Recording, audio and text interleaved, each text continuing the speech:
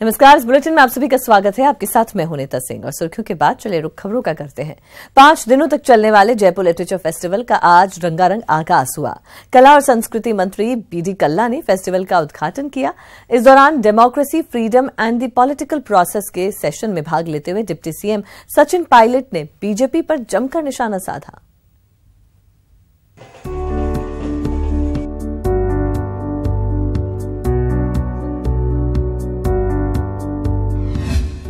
साहित्य के मंच से पायलट प्रहार,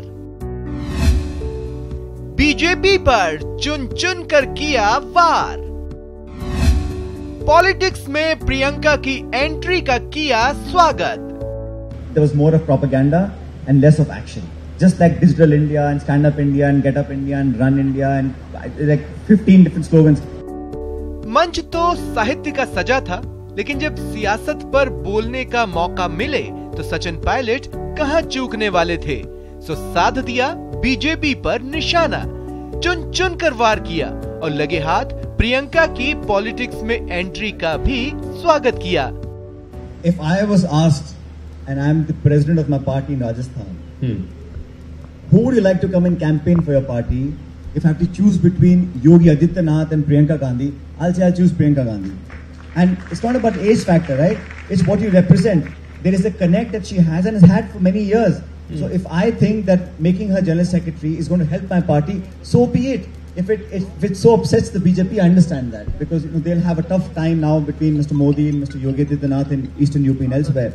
So if my party chooses somebody who can get more votes, who has got a tremendous connect with young people and women across the country, then there's nothing wrong in that. You can find faults in who I choose, but ultimately it helps me in my politics and my party, so you should respect that decision. And I think this is really going to be a game changer in the next 3 months.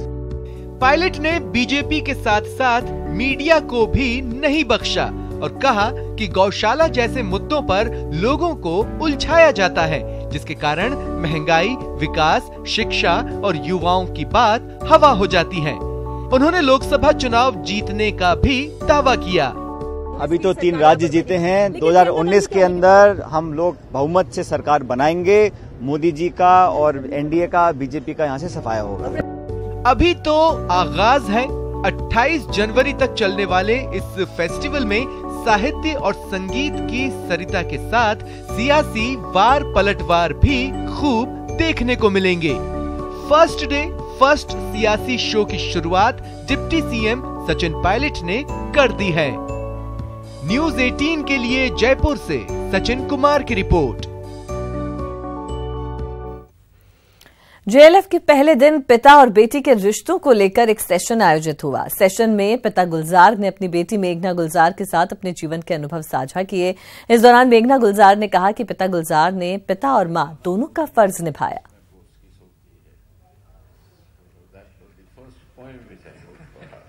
कई बरसों से सीने में रखा था, आसमान तय करके मैंने, मेरी उम्मीदों के नक्शे थे उस पर और मेरे ख्वाबों के बादल थे, मेरे अश्कों का पानी था। मैं नन्ही उंगलियां बेटी की सहलाता था, उनको चूमता था। बड़ी होकर ये उसकी बूंद गिरी है, वो उसका दाना मोती है जिसमें बोस की सोती है। पीपल में हेट होना बड़ा जरूरी होता है ना, तो समय so that's how she accepted this name and it continues. And I remember my first few lines which I wrote कि बूंद गिरी है वो उसकी, बिट्टू रानी बोस की, बूंद गिरी है वो उसकी, उसका दाना मोती है जिसमें बोस की सोती है। जयपुर के डिगी पैलेस में आयोजित हो रहे लिटरेचर फेस्टिवल में पुलिस की ओर से सुरक्षा के पुख्ता बंदोबस्त किए गए हैं। सुरक्षा के मद्देनजर जयपुर लिटरेचर फेस्टिवल में फेस डिटेक्शन सिस्टम लगाया गया है और साथ ही ड्रोन के माध्यम से आयोजन स्थल पर पुलिस अपनी नजर बनाए हुए है।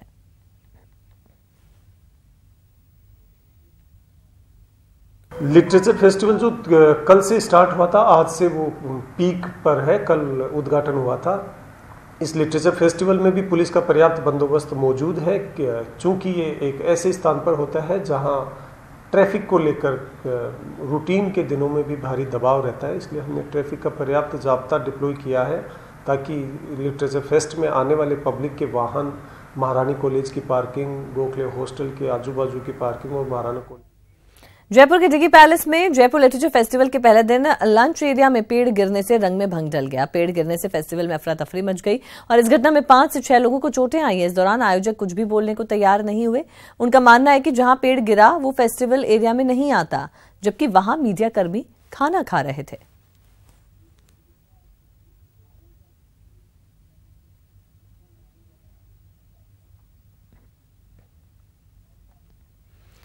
मोदी सरकार ने 10% गरीब सवर्ण आरक्षण के मामले फैसले से बीजेपी का अल्पसंख्यक वर्ग भी उत्साहित है।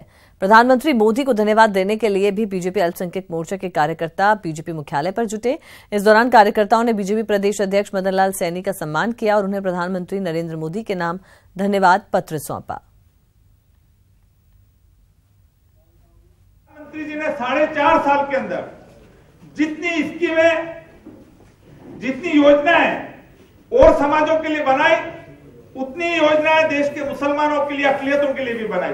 तो मैं देश के प्रधानमंत्री जी को, पूरे राजस्थान की जो तंजीमें हैं, जो अकलियतों की, उनकी ओर से बहुत बहुत शुक्रिया अदा करता हूं। और यहाँ पे आपने देखा कि अगले चुनाव के कारण से आचार संहिता लागू हो जाएगी, फिर ये केवल दिखावटी एक नाटक रह जाएगा। लेकिन राजस्थान में इसको लागू करने का केवल 2 ही दिन इस सरकार के पास बचे हैं। आपके इस कार्यक्रम के माध्यम से इस बात का दबाव जाए कि 11 और 12 में राजस्थान में भी अगर स्वीकृति मिल जाए तो राजस्थान की शिक्षा में भी और राजस्थान की नौकरी में आप सब लोगों को भी 10% का हिस्सा मिल सके। सरकार ने, नरेंद्र भाई मोदी ने एक बहुत कर्जा किया है। इस कर्ज को चुकाने की जिम्मेदारी आपकी सबकी है, जिनको 10% आरक्षण में जो कवर होते हैं। बीजेपी मुख्यालय में दिन भर बैठकों का दौर जारी रहा, जिसमें बीजेपी के विधानसभा में हारे प्रत्याशियों को भी बुलाया गया और उन्हें लोकसभा चुनाव की तैयारी के लिए दिशा निर्देश दिए। पार्टी के पदाधिकारियों ने हारे हुए प्रत्याशियों से कहा कि लोकसभा चुनाव में मनमुटाव भुलाकर एकजुट होकर चुनाव लड़ा जाना चाहिए।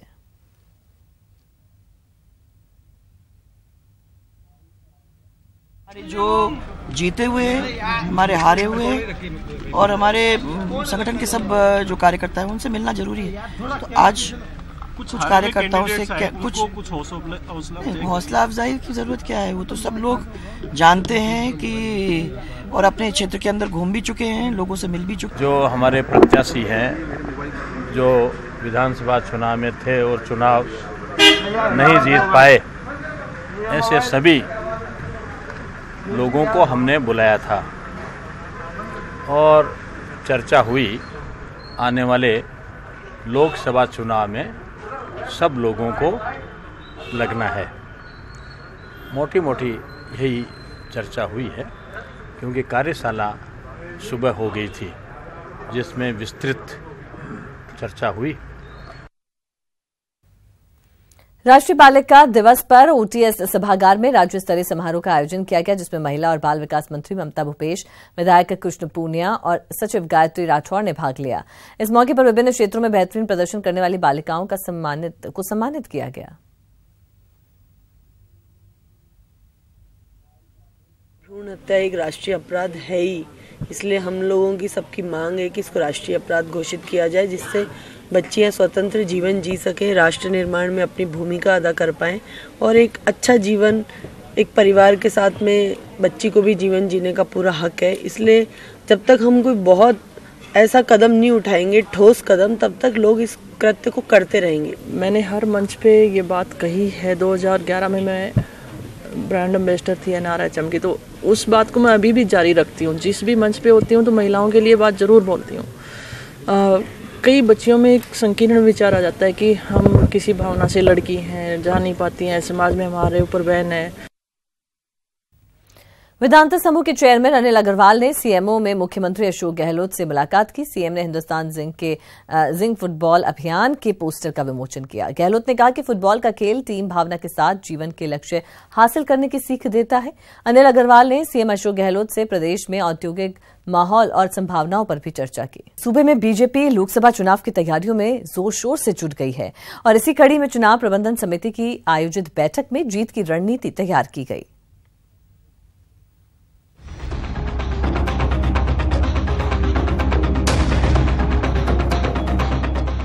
सूबे की सत्ता गंवाने के बाद अब बीजेपी लोकसभा चुनाव में जीत की रणनीति बनाने में जुट गई है। प्रदेश के पार्टी मुख्यालय में लोकसभा चुनाव प्रबंधन समिति की बैठक आयोजित की गई, जिसमें संगठन को मजबूत करने और प्रदेश सरकार को जनहित और किसानों के मुद्दे पर घेरने की रणनीति तैयार की गई। इस दौरान केंद्रीय मंत्री और बीजेपी के प्रदेश लोकसभा चुनाव प्रभारी प्रकाश जावड़ेकर ने सरकार पर स्वाइन फ्लू से लगातार हो रही मौत और किसानों के कर्ज माफी के मुद्दे पर जमकर हमला बोला। स्वास्थ्य मंत्री स्वाइन फ्लू के 60 मौतों के बाद भी कहते हैं कि ऐसी मौतें तो पहली बार नहीं हुई है, ऐसी तो होती रहती है।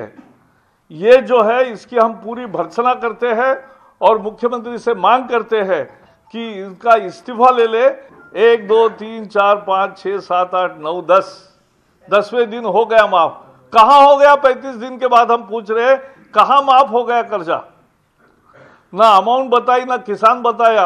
अब कह रहे डिफॉल्टर को, अरे वसुंधरा जी ने पहले ही 50,000 तक का कर्जा माफ कर दिया 25 लाख किसानों का, और उनको खाते क्लियर हो गए। अब आपको डिफॉल्टर कौन मिलेगा?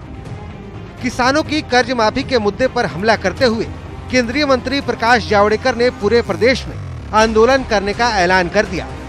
साथ ही केंद्रीय मंत्री ने सूबे की सभी 25 लोकसभा सीटों पर जीत का भी दावा किया है।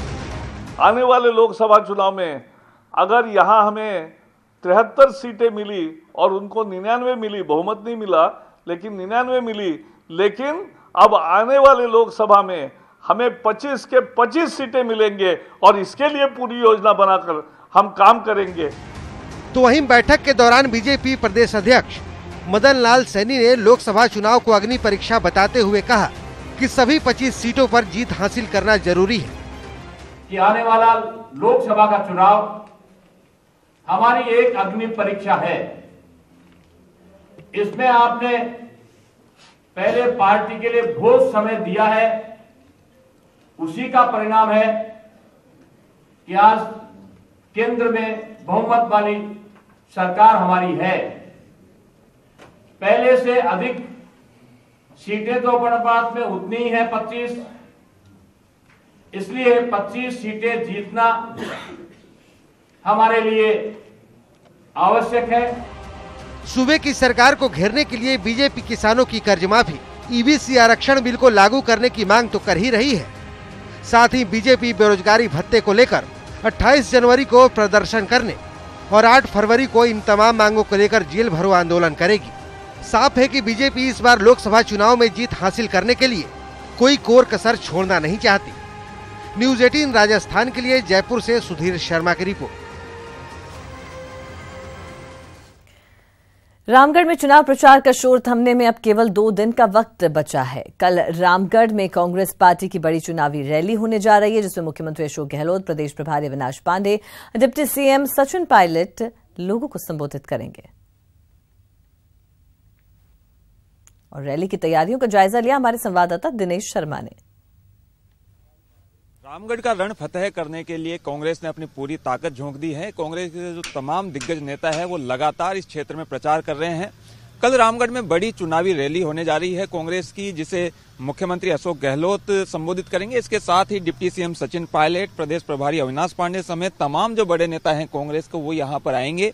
और ये रैली काफी महत्वपूर्ण हो जाएगी क्योंकि अब केवल 2 दिन का समय बचा है प्रचार के लिए। 26 तारीख की शाम को जो है वो प्रचार थम जाएगा। 28 जनवरी को यहाँ पर वोटिंग होनी है और ये सीट फतेह करना जो है वो बेहद महत्वपूर्ण है कांग्रेस के लिहाज से। अगर देखा जाए तो कांग्रेस क्योंकि अब सत्ता में है और उसकी प्रतिष्ठा से ये जो है वो सीट जुड़ी है। रामगढ़ सीट की अगर बात करें तो 10 साल से यहाँ भाजपा का कब्जा है और अब जो है वो कांग्रेस इस सीट को अपने कब्जे में ले पाती है या नहीं ले पाती है, वो देखने वाली बात होगी। कांग्रेस के जो प्रवक्ता हैं वो हमारे साथ में हैं। आपसे जानना चाहेंगे किस तरह का कल कार्यक्रम रहने वाला है यहाँ पे।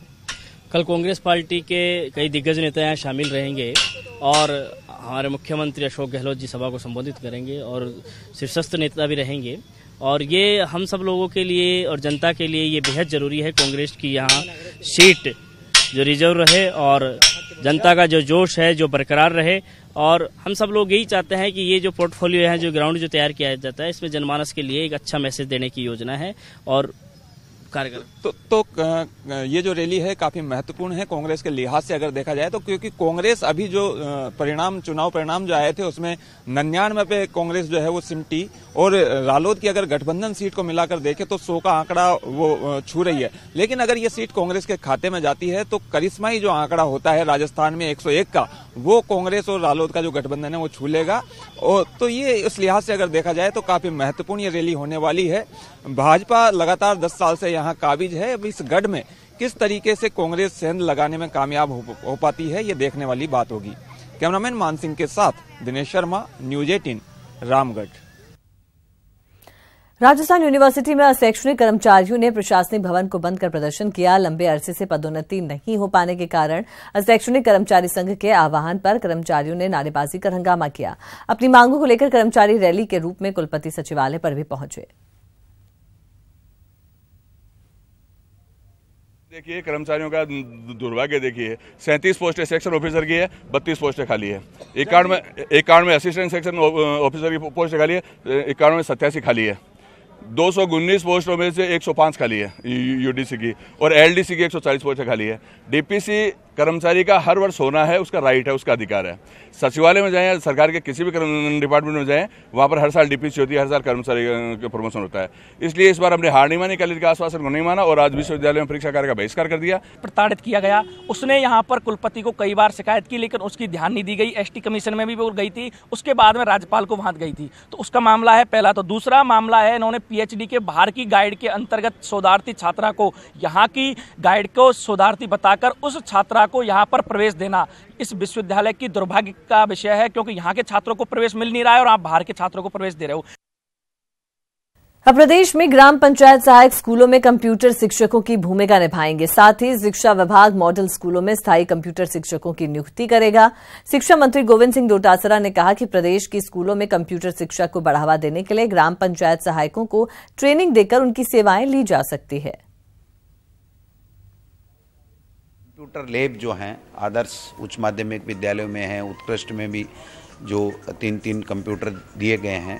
तो सबसे बड़ी जो समस्या हमारे सामने ये आई है कि जो कंप्यूटर लैब तो बहुत जगह बन गए हैं, लगभग 4000 से ज़्यादा जगह बन गए हैं, लेकिन उनको ऑपरेट करने वाला, उनको सिखाने वाला व्यक्ति नहीं है। उन्हीं में से टीचर्स में से भी किसी को लेना पड़ता है। तो मैं समझता हूँ उससे जो वहाँ का जो टीचर का मूल काम है, जिस विषय का वो टीचर है, उसका काम भी सफर होता है। आरएस 2016 में चयनित अभ्यर्थियों का राजस्थान यूनिवर्सिटी में 15 दिन से धरना लगातार जारी है। धरने पर बैठे अभ्यर्थी अपनी नियुक्ति की मांग कर रहे हैं। अभ्यर्थियों ने हाल ही में उप मुख्यमंत्री सचिन पायलट से मुलाकात की थी, जिस पर उन्हें सकारात्मक आश्वासन भी मिला था, लेकिन अभ्यर्थियों का कहना है कि अब उन्हें आश्वासन नहीं, नियुक्ति चाहिए। हमको लगभग 15 दिन हो गए यहाँ बैठे हुए, लेकिन किसी प्रकार का कोई आश्वासन नहीं मिला है हमको। हालांकि कई विधायक और कई उच्च पदाधिकारी आए यहाँ पे, उन्होंने कहा है कि हम जल्दी इसका निस्तारण करेंगे, लेकिन अभी तक कोई ऐसी टाइम बाउंडेशन उन्होंने नहीं दी है। अभी हम तो सिर्फ ज्वाइनिंग मांग रहे हैं। रणनीति इस प्रकार है कि अभी तो सिर्फ शांतिपूर्ण धरना हो रहा है, इसके बाद हम लोग एग्रेसिव होंगे और आमरण अनशन पर बैठेंगे। और जब तक ज्वाइनिंग नहीं मिलती है, सरकार से कोई एक पर्टिकुलर डेट नहीं मिलती है, हम लोग अनशन पे भी बैठे रहेंगे और धरना चलता रहेगा। ये धरना जब तक चलता रहेगा जब तक हमें ज्वाइनिंग नहीं मिलती है। और अब बात स्वाइन फ्लू की। प्रदेश में स्वाइन फ्लू बेकाबू होता जा रहा है, जिसमें अब तक 4 लोगों की मौत हो चुकी है और अब तक 1508 पॉजिटिव केसेस सामने आए। फ्लू की चपेट में विधायक आलोक बेनीवाल आए हैं। चिकित्सा विभाग का विशेष स्क्रीनिंग अभियान भी जारी है और अब स्क्रीनिंग अभियान 25 जनवरी तक चलेगा, जिसके साथ दवा का भी वितरण होगा।